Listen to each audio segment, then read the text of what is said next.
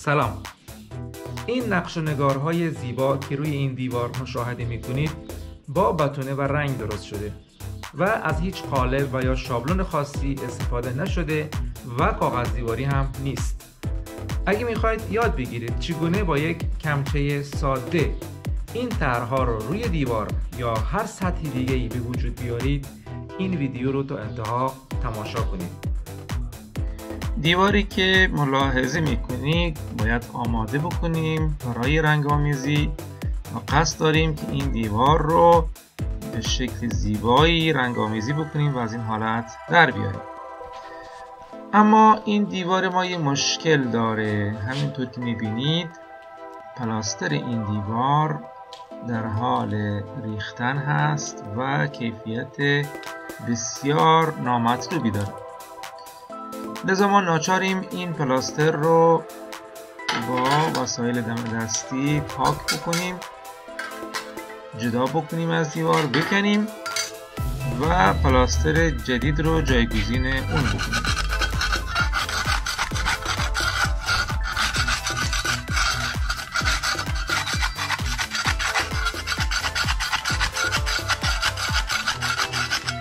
ممکنه دیواری که شما باش کار میکنید این مشکلات رو نداشته باشه، منتها ما این مراحل رو توی کلیپ آوردیم تا تأکید کرده باشیم که سطح کار باید حتما آماده باشه و دارای استحکام کافی.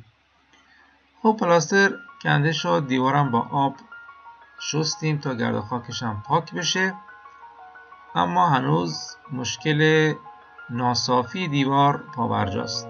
لذا با مقدار سیمان و شن نرم و غربال شده مخلوطی درست میکنیم و دیوار رو پوشش میدیم.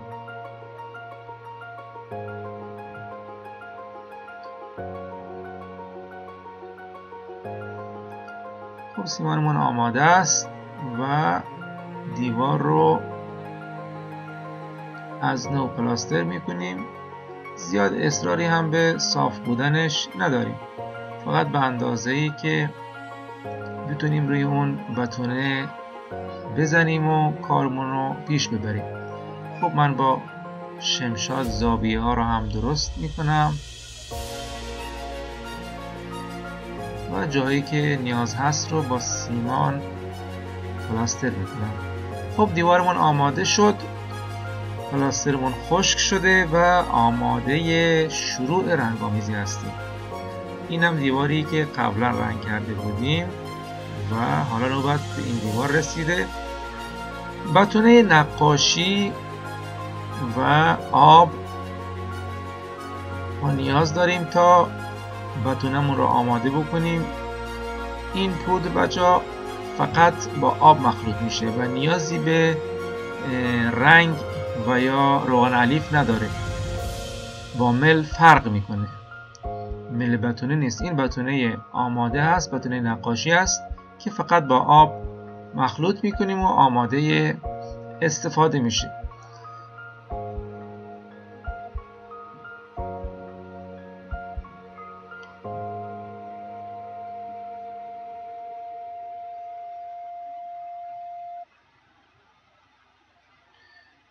خوب به هم میزنیم و مقداری هم رنگ بهش اضافه میکنم من تا توی ویدیو و توی دوربین بهتر مشاهده بشه، چون که دیوار سفید هست بعضی جاهاش و بتونه هم که سفید هست دیده نمیشه. مخلوط میکنیم و شروع میکنیم به بتونه زدن. خوب دقت کنید، با یک کمچه صاف من میام دیوار رو بتونه میزنم و نگاه کنید بعد از اینکه بتونه رو صاف کردم با کف کمچه یا ماله روی بتونه، روی سطحی که بتونه خورده، نگاه کنید کمچه رو میذارم و بلند میکنم. خوب دقت کنید، کمچه رو میذارم بلند میکنم، میذارم بلند میکنم، میچسبونم و بلند میکنم. این چسبوندن و بلند کردن باعث میشه که طرح‌های راندومی و به صورت اتفاقی یه طرح‌های خیلی قشنگی زیر کمچه به وجود بیاد. فشار هوا با خلایی که وجود میاد در اون لحظه این طرح‌ها رو برای ما میسازه.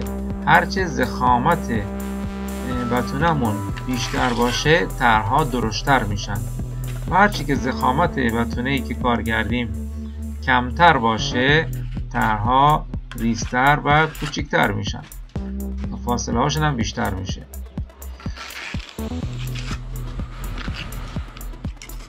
این لک‌های سفید هم که میبینید به خاطر مخلوط نشدن کامل بتونه با رنگ هست.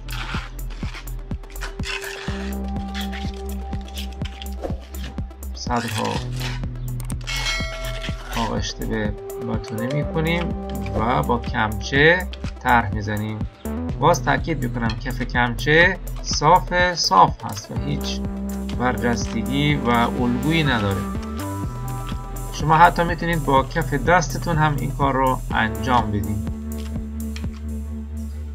یا با ماله بزرگی که صاف باشه.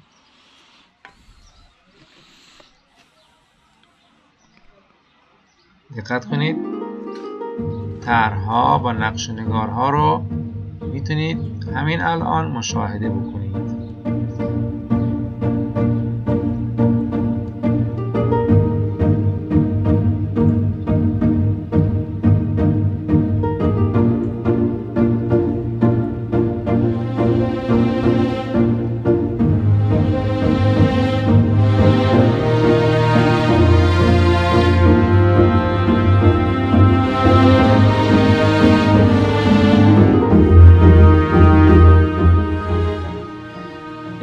دقیقه بعد از این که بتونه رو زدیم، طرح رو زدیم، با یک لیسه صاف خیلی نرم و آروم روی سطح کار میکشیم تا اون نوک‌های طرح که نوک‌تیز هستن صاف بشن و طرح کمی ضخیم‌تر بشه و نوک‌تیز باقی نمونه تا در اثر فشار و ضربه به راحتی نشکنه و خرد نشه.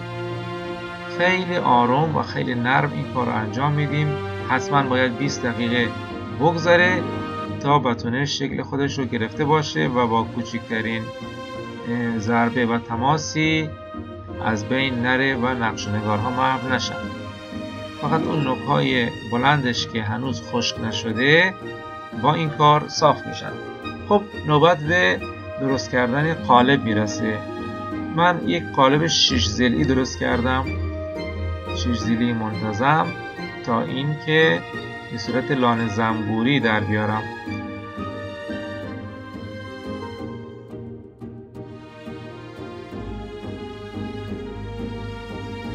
برای درست کردن قالب هم با یک پرگار یا با یک خطکش میتونیم این کار رو انجام بدیم.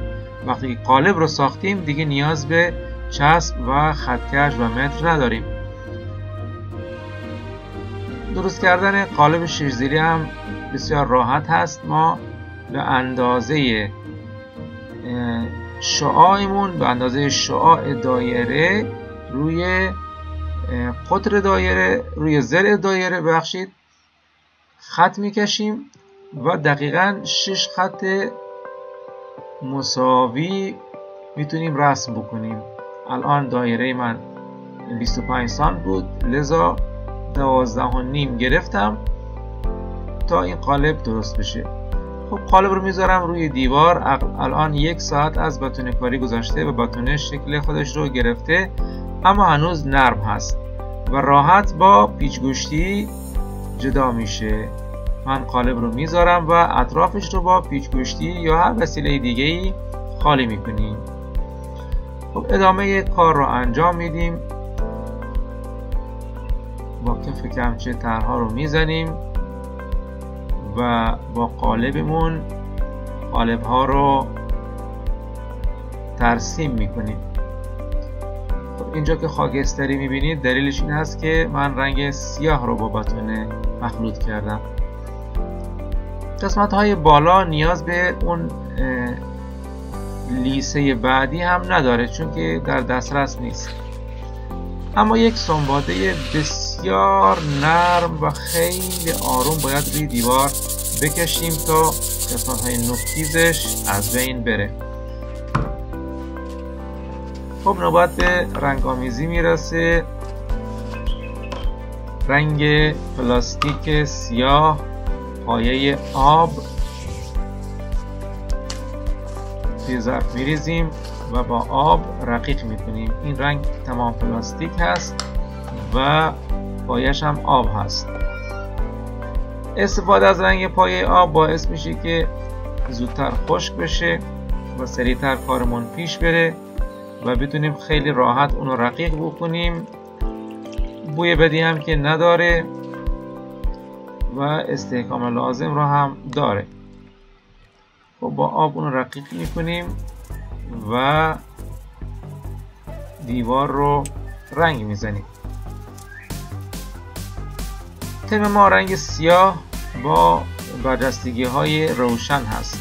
شما میتونید تم دیگه رو انتخاب بکنید و به سلیقه خودتون رنگ آمیزی بکنید. اما این دیوار ما تممون به این صورت هست. خب تمام دیوار رو با دقت رنگ میکنیم. همه سوراخ سنبه هاش باید رنگ بخوره. به خاطر همین رنگ رو بسیار رقیق میکنیم. رنگ سیاه خوبیش می‌بینی که پوشش خوبی داره و میشه اون رو حسابی رقیق کرد. خب دیوار ما رنگ سیاهش رو خورده و 1 ساعت یا بیشتر صبر میکنیم تا کاملا خشک بشه. اگر از رنگ روغنی استفاده بکنیم باید حداقل 1 روز صبر بکنیم تا دیوار خشک بشه. خب رنگ مسی داریم، متالیک هست با پایه آب، یعنی حالت فلزی داره. مقدار بسیار کمی از این رنگ رو روی کارتون یا سطح کارمون میمالیم. بسیار کم میخواییم و بسیار نازک، یعنی با پوشش خیلی کم.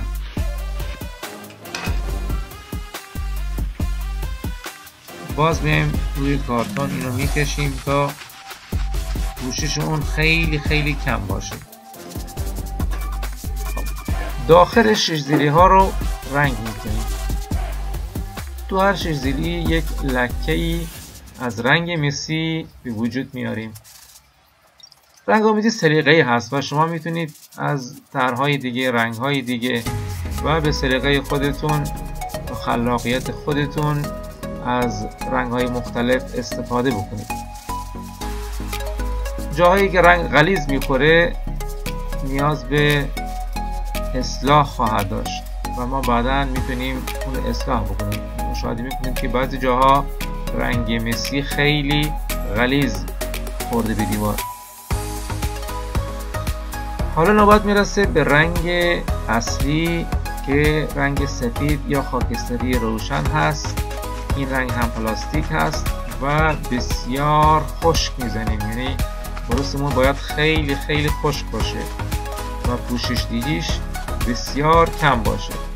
درست و حسابی خشک میکنیم و خیلی آروم روی سطح میکشیم تا برجستگی ها رو فقط پوشش بده و نقاط فرو رفته کمتر درگیر بشه. این کار باعث میشه که برجستگی ها خیلی بهتر دیده بشه، رنگ بخوره، ولی نقاط فرو رفته رنگ کمتری بخوره و رنگ اصلیش که رنگ سیاه هست باقی بمونه. مرحله لذت بخش و خوشایندی هست و شما میتونید نتیجه کارتون رو مشاهده بکنید و این طرح‌های زیبا از دل تاریکی و دل سیاهی بیرون میاد. دقت میکنید که باید با تکرار بروس و کشیدن زیاد این طرح‌ها رو زنده بکنید و مشخص بکنید. خطوط بین شش زیلی ها رو دوباره با رنگ سیاه و قلمو پر رنگ میکنیم تا قالبمون بهتر پیدا باشه. کار راحت و ساده ای هست و حتی بدون خطکش هم میتونید خطوط راست رو رنگ بکنید، چون که فاصله کوتاهی داره.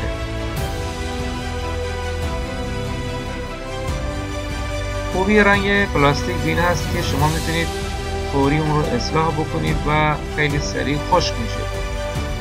مشاهده میکنید جایی که خطوطش رو پر رنگ کردیم و قسمت بالا که خطوطش پر رنگ نشده تفاوت آشکاری داره. طرح‌ها رو هم از نزدیک ببینید و مشاهده میکنید که طرح‌های اعجاب انگیز و بی‌نظیری روی این دیوار به وجود اومده که تحسین هر بیننده‌ای رو برمی‌انگیزه. امیدوارم از این ویدیو لذت برده باشین و نکاتی که گفته شده رو یاد گرفته باشین. باز اگه سوالی بود و پرسشی بود من در خدمت شما هستم. کانال رو سابسکرایب بکنید و زنگوله رو هم بزنید تا از ویدیوهای بعدی مطلع بشید.